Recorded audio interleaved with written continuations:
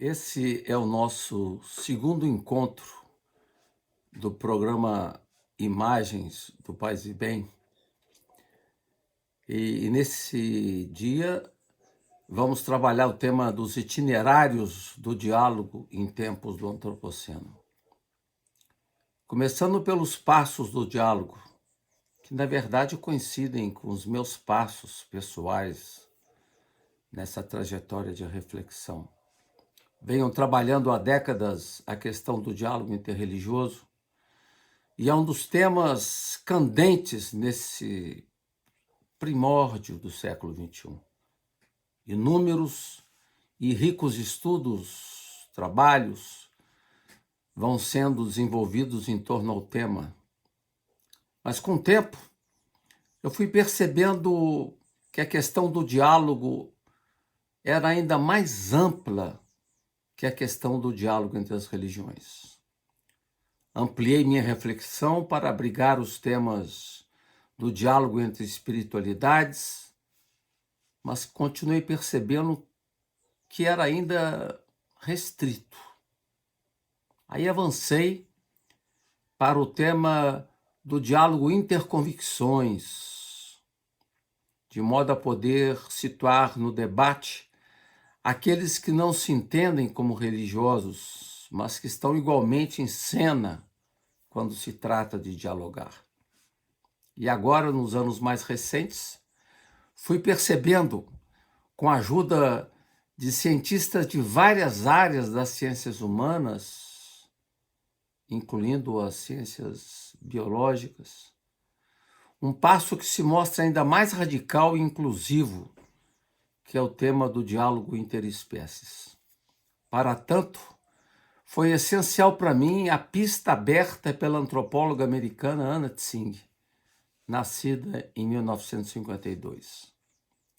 Foi uma luz que se abriu na minha mente, desvendando caminhos novidadeiros para a minha pesquisa de teólogo adaptado, que busca entender a reflexão teológica como ampliação das malhas de entendimento, tendo em vista os novos sinais dos tempos. O livro que abriu novas veredas foi Viver nas Ruínas, Paisagens Multiespécies no Antropoceno, publicado no Brasil em 2019. Um dos focos centrais apontados para a autora indica o essencial horizonte de habitabilidades interespécies, como uma forma precisa de ampliar o repertório de pessoas no diálogo, de forma a incluir também outros seres vivos. Assim, o diálogo ganha sua beleza maior, pois recupera a dignidade da diferença em seu domínio mais amplo, quando o nós em questão ganha sua devida amplitude, incorporando os seres que habitam o ambiente em que vivemos. O diálogo, em todas as suas malhas, torna-se para nós um imperativo nevrálgico na busca de um horizonte distinto. O historiador britânico Eric Hobsbawm tinha concluído o seu livro Era dos Extremos com a palavra escuridão. Isso para mostrar o quão violento foi o breve século XX, um dos mais catastróficos de que se tem registro. E agora, com o século XXI, percebemos que não há muitos sinais de mudança. E o mesmo historiador, em obra posterior, sinalizou que esse novo século XXI começou na mesma linha de deteriorização com crepúsculo e obscuridade, exigindo uma atuação rigorosa e profética daqueles que almejam uma mudança substantiva no rumo das coisas, pois o mundo não vai melhorar sozinho. Vemos então, ou estamos situados num tempo de perturbação, em razão da presença do humano na Terra. A situação mundial agrava-se ainda mais com a afirmação agressiva da perturbação humana sobre a Terra, envolvendo um novo ciclo geológico que se segue ao Holoceno e que vem sendo agora nomeado como Antropoceno. Marca um fim de epocalidade e indica uma presença desastrosa do ser humano sobre a Terra. Os sinais problemáticos e sentidos com o agravamento da mudança climática, da erosão da biodiversidade, da poluição atmosférica, da devastação das florestas e deteriorização do solo, das crises sanitárias, da explosão das desigualdades e dos movimentos migratórios impactantes, também trabalhados pelo fotógrafo Sebastião Salgado no livro Êxodos. As transformações impostas pelo ser humano no Antropoceno são impressionantes, com uma intensidade jamais vista e que produz profunda inquietação em todos nós. O futuro se ameaça hostil, caso não se processe uma rápida transformação nas condições que provocaram e acirram o novo regime climático instalado. O desafio maior relaciona-se ao imperativo de mudanças substanciais para reverter as condições de habitabilidade da Terra. Habitar é simplesmente favorecer a inserção saudável do ser humano e dos outros seres no interior da continuidade do mundo da vida. Habitar de forma distinta o planeta é convocar a uma nova reverência, respeito e cuidado com o ambiente onde estamos inseridos. Estamos todos envolvidos, emaranhados na textura do mundo, em profunda inter-relação nem sempre percebida e destacada. O diálogo envolve o deixar-se hospedar pelo outro.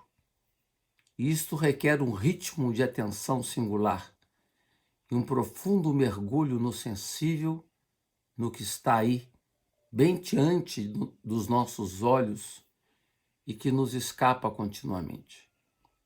Trata-se de acionar uma atenção inovadora que foi tão bem definida por Simone Weil como a forma mais rara e mais pura da generosidade. O caminho não é assim sinuoso.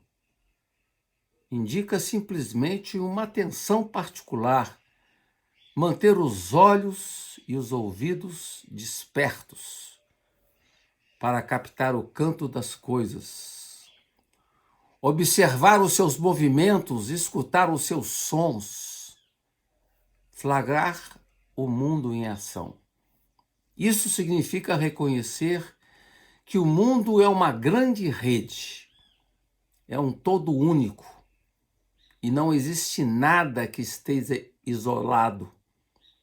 Cada fragmento do mundo, até o menor deles, está interligado com outros através de um complexo cosmos de correspondência onde uma mente simplória dificilmente penetra.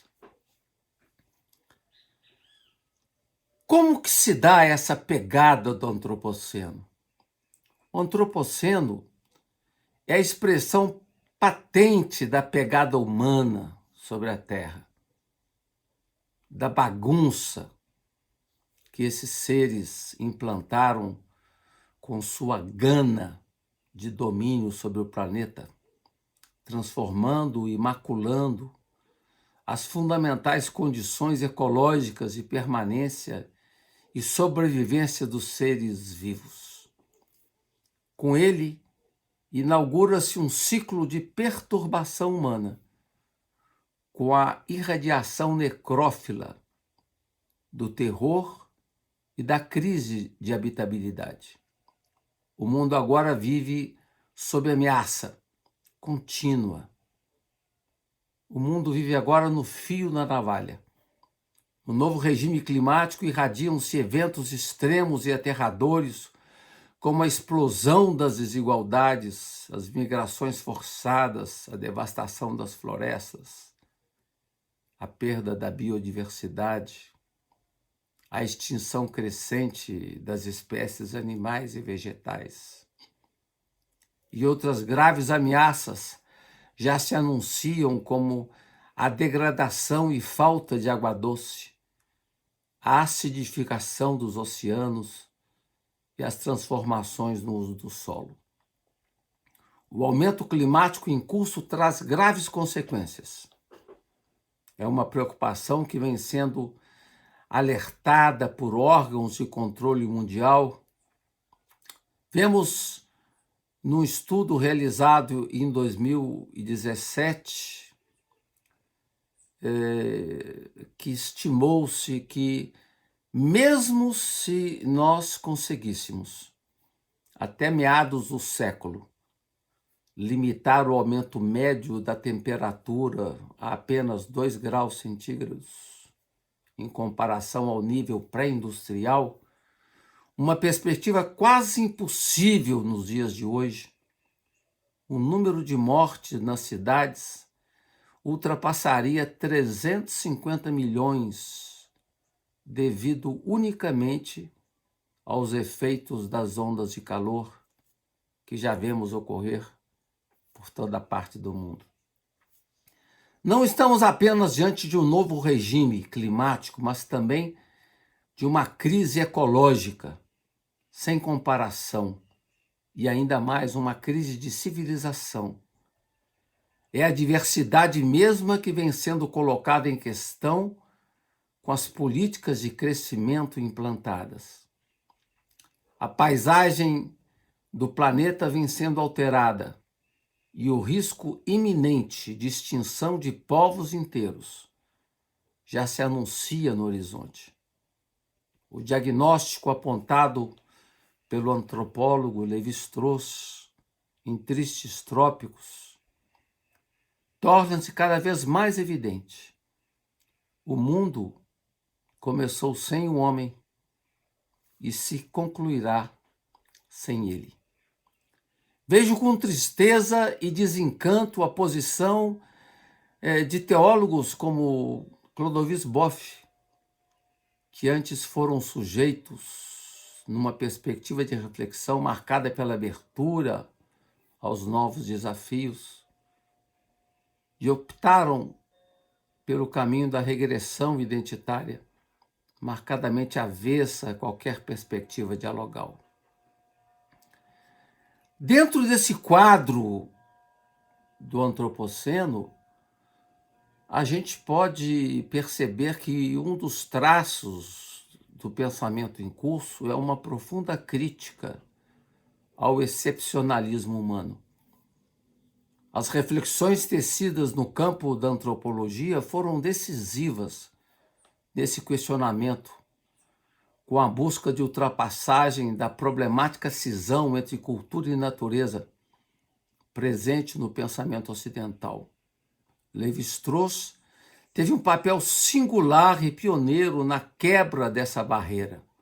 Para ele, e aqui cito, a separação do homem de sua matriz natural, bem como sua promoção ao lugar definitivo da verdade, fundam historicamente um humanismo pervertido, que, instalando fronteiras entre a humanidade e o resto do vivo, dos reinos animal e vegetal, inaugurou um ciclo maldito. aquele que, com a ajuda da mesma fronteira constantemente recuada, serviria para afastar os homens de outros homens. A cisão instaurada acabou justificando um humanismo sem restrição e sem limites, guiado por duvidosa perspectiva teleológica e que acabou provocando tantas violências no campo histórico e social. A antropologia foi pioneira nesse trabalho da defesa da diversidade cultural, bem como na dinâmica que levou à complexificação da ideia de humanidade. Trata-se de um novo movimento e sadio de avançar para além do humano, situando-o com justeza como parte do vivente e não como seu eixo centralizador. Considerar os seres humanos como protagonistas da história não constitui apenas um preconceito ordinário, mas uma visão que defende uma agenda cultural atrelada ao sonho do progresso pela modernização. Na verdade, existem outros modos de fazer mundo. Diante do crescimento ilimitado e essa sede de poder do homem humano nesse tempo do antropoceno, não há futuro alvissareiro possível. O que se vislumbra é um nós cada vez mais privado de mundo e uma humanidade desmundanizada ou desambientada. Não há muito o que oferecer aos que virão, às crianças que crescem sem muitas perspectivas. Estamos diante de uma situação que é complicada e que exige de nós procedimentos, ações, gestos, barreira, para evitar que essa situação se agrave. Então, essa reflexão de ampliação do olhar para entender o diálogo se coloca hoje como fundamental para poder entender o que está ocorrendo. Então, nós teremos oportunidade aqui nesses nossos encontros semanais das terças-feiras de poder desenvolver com calma essa questão. Começamos hoje a refletir sobre essa ampliação do olhar no campo do diálogo e vamos refletir na semana que vem quais são os caminhos de ressurgência nesse tempo de perturbação, de crise, nesse tempo de ruínas. Quais são os sinais que vão emergindo e nos vão dando pistas para poder, pelo menos, adiar o fim do mundo. Agradeço a toda a comunidade do Paz e Bem, que vem não só assistindo, como me estimulando a ampliar minhas reflexões. Muito obrigado e até a semana que vem.